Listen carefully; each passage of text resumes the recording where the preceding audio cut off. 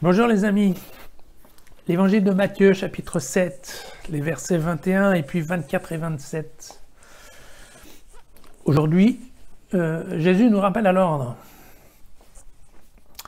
Il nous dit en effet le suivant, « Il ne suffit pas de me dire Seigneur, Seigneur pour rentrer au royaume des cieux.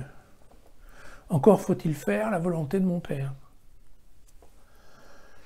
Et Jésus d'insister un petit peu en disant, voilà, un homme qui entend cela, mais qui en plus met en pratique, alors c'est un homme avisé qui est en train de construire sa maison sur du rocher. Même si vient la tempête, le vent, la pluie, sa maison résistera. Par contre, celui qui écoute, mais qui ne met pas en pratique, alors celui-là, c'est un idiot qui est en train de construire sa maison sur du sable. Et donc, à la première inondation, à la première tempête, sa maison s'écroulera et il sera ruiné. Donc voilà, c'est un passage qui a le mérite d'être clair. Donc Jésus explique aux gens comment organiser leur vie pour plaire à Dieu. Voilà.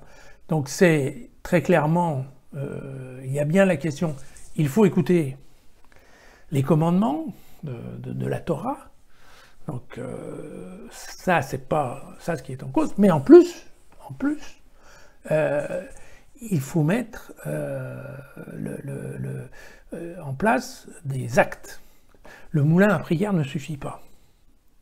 Il faut ensuite passer aux actes. C'est la question aussi des œuvres.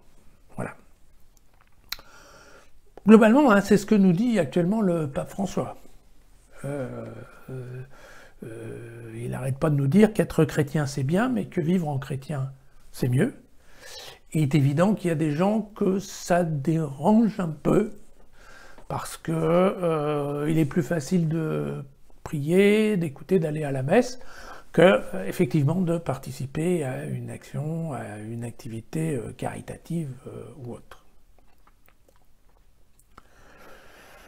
La deuxième partie, elle est amusante dans cet évangile. Moi, ça me rappelle l'histoire des trois petits cochons. C'est assez rigolo.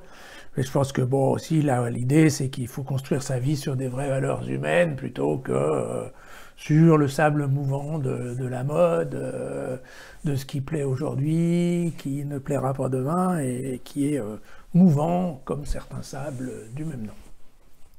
Voilà. Et ça, bon, ça c'est irréfutable, c'est Jésus, quoi. Jésus, c'est un bon sens qui parfois dérange. Salut, à demain.